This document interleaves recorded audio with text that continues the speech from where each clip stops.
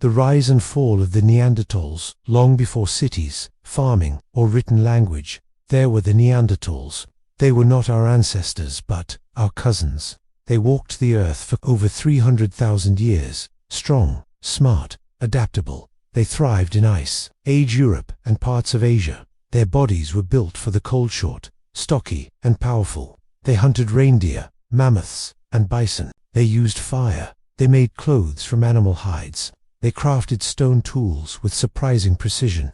This was their world, and for a long time, they ruled it. Neanderthals were not mindless brutes. They lived in groups, cared for the sick, and protected each other. They buried their dead. Some even used pigments, maybe for body paint or decoration. They may have made simple art, and they likely spoke in some form of language. They weren't us, but they were human. Then, around 70,000 years ago, something changed. A new kind of human began to leave Africa. Homo sapiens, our species. By 45,000 years ago, we had arrived in Europe. Neanderthals and modern humans met. They shared the same land.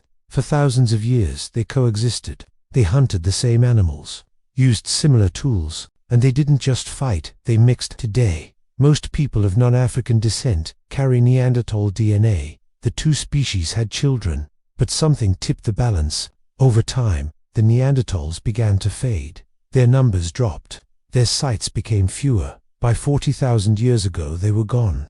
Why? There's no simple answer. Climate change may have played a role. Ice Age weather patterns shifted rapidly. Food sources may have moved or disappeared. Small, isolated Neanderthal groups may have struggled to adapt.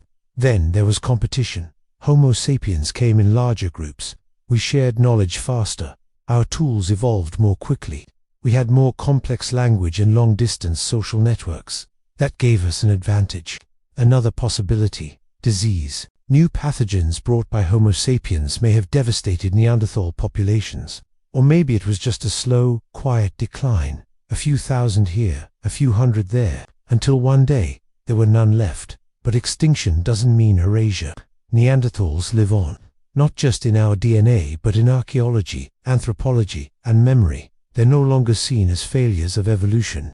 They were survivors. They lasted hundreds of thousands of years in brutal conditions. They were intelligent, emotional, and adaptable. They rose, and then they fell. But they mattered. Their story is our story too. And every bone, every tool, every cave painting brings us closer to them. The rise and fall of the Neanderthals isn't just about loss, it's about connection. Because in many ways, they never truly disappeared.